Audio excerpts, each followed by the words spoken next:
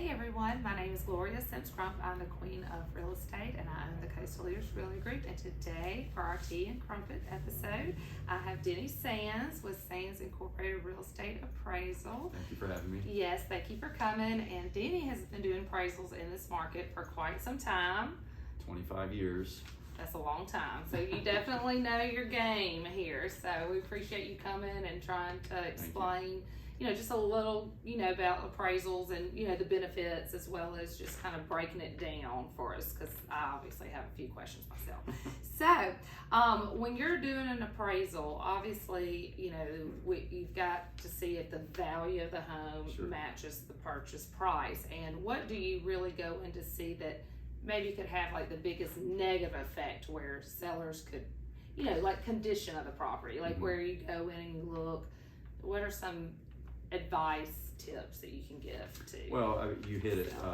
Condition is obviously very important. Yes. When we go in when I go in and look at a house that's either under contract or we're appraising it for whatever reason it may be, we're looking at overall quality, overall condition. Obviously we measure the home, we measure the garage, we measure the porches, all the contributory factors of the home. But yes, condition is very important.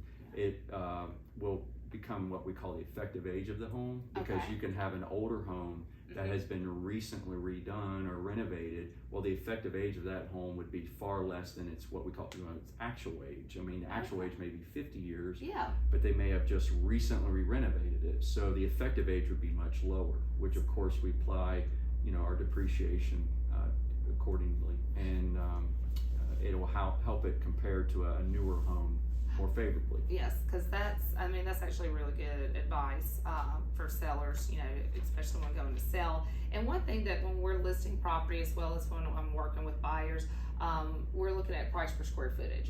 And so obviously in our world, we might put price per square footage a little higher, value than what I see when we see appraisals come in and y'all have done the adjustments. So, and sometimes it could be considerably less, So I was curious, how do y'all come up with that figure?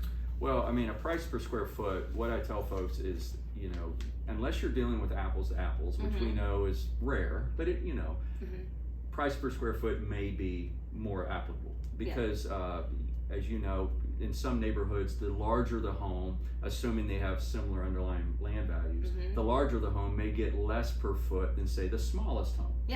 So that being said, but if you're again comparing similar or apples to apples homes, then you can maybe rely on the price per square foot. But we have to realize what's in that price per square foot: garage, porches, site improvements, landscaping, pool, location.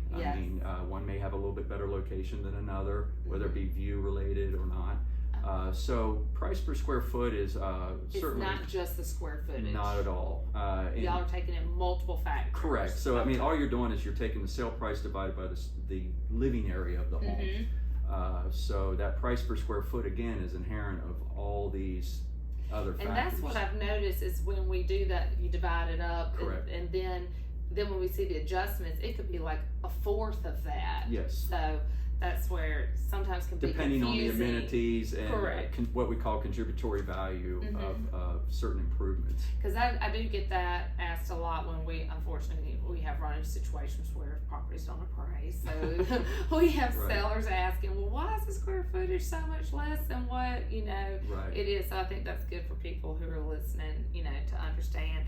And another thing that is obviously, you might spend a lot of money putting a pool in.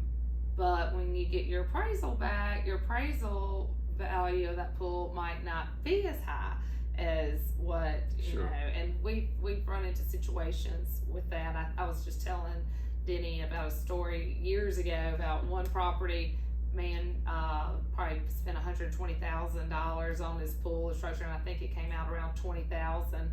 And he was in the country, so we explain a little bit sometimes about like the location and some absolutely. Obviously, cost is one thing, and market value is another. What I would suggest is, if you're worried about, getting your money back from a pool or accessory structure or anything that may potentially add value to your home. Even a fence. What I would recommend is, you don't want to be the only person doing something in the neighborhood. For instance, we know you can spend as much as you would like on a pool, but if the function, what we call function utility, in other words, if the pool functions and you get basically the same use out of it as the next person, I would be more inclined to follow suit, if you will. In other words, because if that house recently sold that has a similar pool, may not be identical, but similar, an appraiser is going to look at that, and then obviously once we make all the other adjustments and we're down to the pool, let's say, well, how much did that pool actually contribute to the overall price?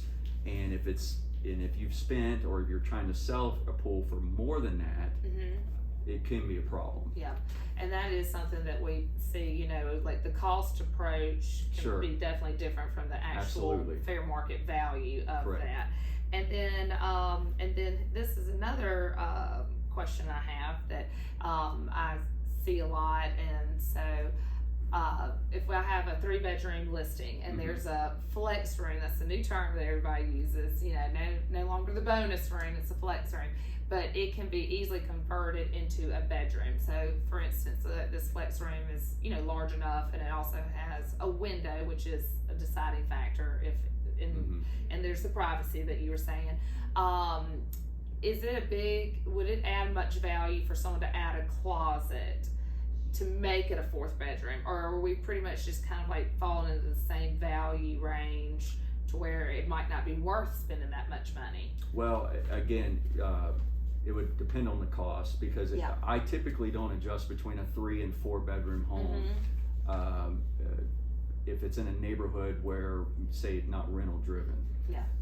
So in that case, I would say if it affords privacy, if it has a window for ingress, egress, and more importantly, how does it function? Does it have a wall of bookcases where it clearly functions as a study? Office. I would probably still call it as an office. But if I go to compare it to a 4-bedroom home, in my opinion, I'm not going to make that distinction.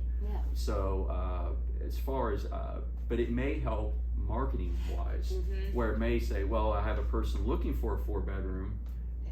They may not necessarily pay anymore, but it may sell quicker than a house that has the flex room. So, well, I think that's really good to know, because of course in my mind, I'm thinking, oh, well, this would actually add a substantial bit more value having, just put a closet in versus having it just as your bonus flex room. So but I think that's really good to know. But again, it's about knowing the market in the neighborhood. If as a realtor, you're getting feedback that a lot of people are looking for 4 bedrooms. Exactly. And you have the comps that show, hey, I think we can sell it for this if we get this thing to a 4-bedroom. And more importantly, if you can show, okay, well, look, I have a similar home here that was only a 3-bedroom with a flex room. They're not doing as well as a 4-bedroom home. Then absolutely, that's what we call market reaction, or basically market expectation. It very well may be in their best interest to go ahead and add that closet. I will send this video to them. But I do think that is definitely helpful, and I think that this sheds some light on the background of an appraisal. Obviously, people getting a loan have to do an appraisal, and then some people just do appraisals, before they even list their homes, so that they, especially in a kind of a changing market, so to speak, with expectations. But I feel that this has been very helpful, especially you've helped me understand some more. Even after selling for 19 years, I'm always learning, so I do appreciate it. And thank you for coming, and I hope that y'all learned something as well, and we look forward to seeing you next time.